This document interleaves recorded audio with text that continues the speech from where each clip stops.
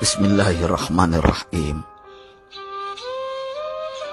Pada suatu hari Rasulullah SAW ditemui oleh malaikat Jibril. Rasul pun bertanya, "Ada apa wahai Jibril?"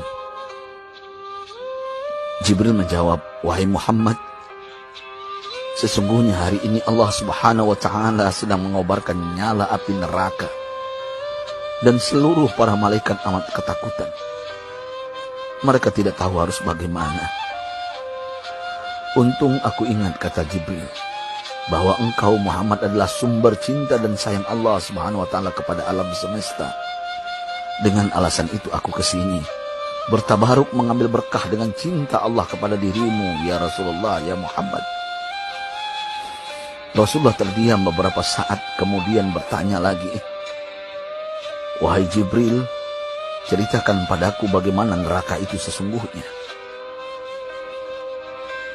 Jibril menjawab, "Wahai Muhammad,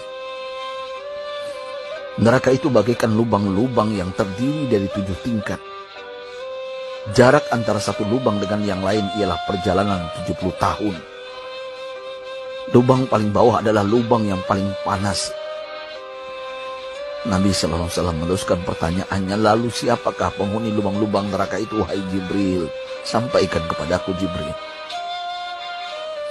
Jibril menjawab, "Lubang yang paling bawah diciptakan untuk orang-orang munafik. Lubang yang berikutnya untuk penyembah berhala. Lalu untuk penyembah bintang dan matahari." Jibril terus menerangkan penghuni tingkatan neraka hingga lubang yang kelima, tempat umat Yahudi, dan yang keenam dihuni oleh umat Nasrani. Setelah menjelaskan penghuni 6 tingkatan neraka, Jibril diam cukup lama. Rasulullah SAW penasaran dan bertanya kepada Jibril, "Wahai Jibril, siapakah penghuni neraka yang ke-7?" Jibril diam saja tidak menjawab. Rasulullah SAW mengulangi pertanyaannya, tapi Jibril tetap diam. Rasulullah tambah penasaran dan mendesak Jibril agar dijawab pertanyaannya.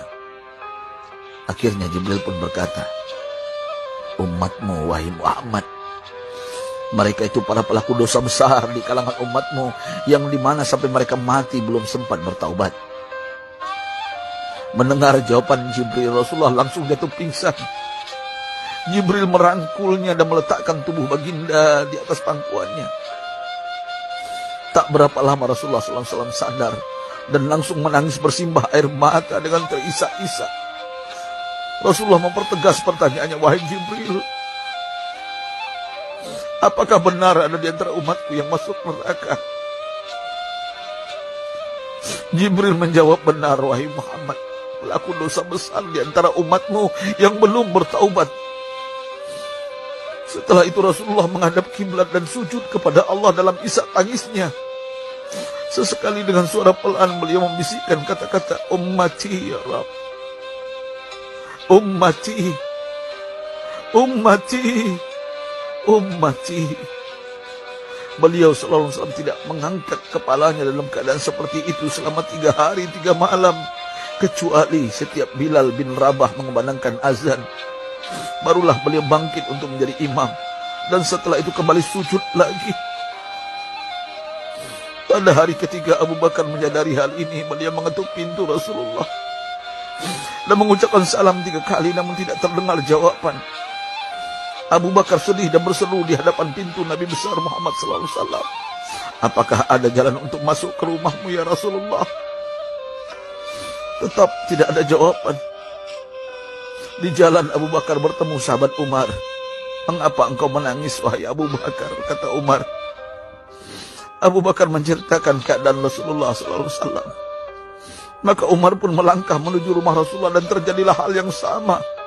Umar pun pulang dan menangis. Di jalan Umar bertemu sahabat Salman Al-Farisi. Dengan terisak Umar bercerita kepada Salman hingga membuat dia amat sedih, namun tidak berani mengulangi hal yang sama. Salman melangkah menuju rumah Fatimah radhiyallahu anha dan menceritakan hal itu. Setengah berlari Fatimah menuju rumah ayah tercinta dan mengetuk pintu sambil mengucapkan salam. Mendengar suara lembut putri tercinta, sejuklah dada Rasulullah. Beliau bangkit dari sujud dan membuka pintu. Alangkah terkejutnya Fatimah melihat Rasulullah, ayah tercinta, amat kurus dan pucat. Fatimah memeluknya lalu menangis. Wahai ayah, apa yang terjadi? Mengapa engkau amat sedih seperti ini? Rasulullah kembali menangis dan berkata dengan suara lirih, wahai Fatimah, belahan jiwaku, bagaimana mungkin aku tidak sedih sedangkan Jibril mengatakan akan ada kelak umatku yang akan masuk neraka. Subhanallah, betapa besar cinta Rasulullah kepada kita umatnya. Sahabatku, Rasulullah mencintai kita. Antaman ma'aman ahbabta, engkau akan berkumpul dengan orang yang kau cintai. Mari kita mencintai baginda Nabi besar Muhammad SAW yang mencintai kita, umat yang tidak rela kita masuk neraka. Mari kita mencintai beliau dengan berselawat. Sahabatku, sampaikan, Rasul mengajarkan kepada kita, man dalla ala khairin falau mislu ajri fa'ili. Siapa yang menunjukkan kepada kebaikan, maka dia akan mendapatkan pahala seperti orang yang mengerjakannya. Mudah-mudahan ini menjadi pahala jariah bagi kita.